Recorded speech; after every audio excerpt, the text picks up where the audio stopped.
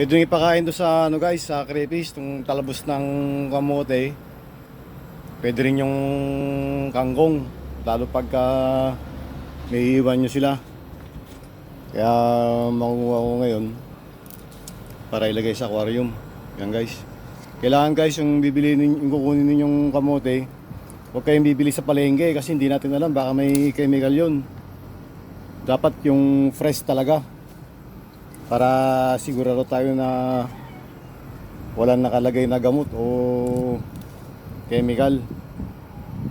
Dahil konti pa lang sila guys, pwede na siguro tong ano, tong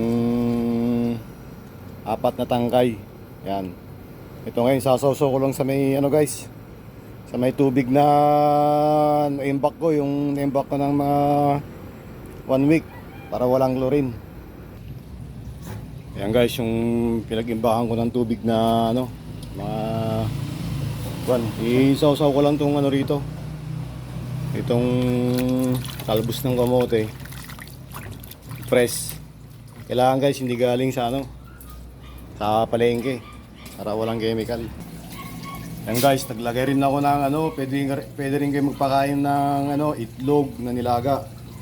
Yung puti lang guys, katulad niya no.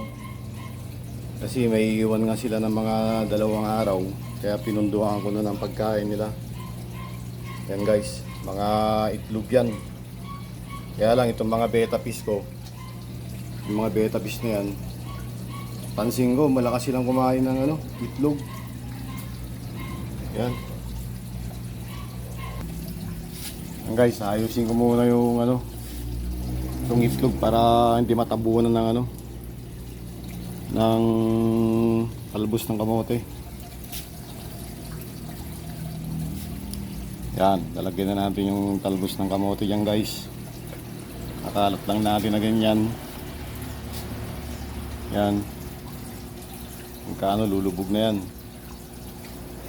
Yan. Yan guys, yung ano, talbos ng kamote. Siguro dadaganan ko na lang ito ng bato. Ayan na guys, yung talbos ng kamote, tinali ko na lang sa bato para hindi siya lumutang. Ayan, tapos may itlog na nilaga, yung puti. Ayan guys. Yan guys, pwede rin yung kangkong. Lalo na pagka yung iwanan niya sila mga 2 to 3 days. Pwede yung ponduhan ng ganyan para may pagkain sila. Yan guys. Good day sa inyo lahat.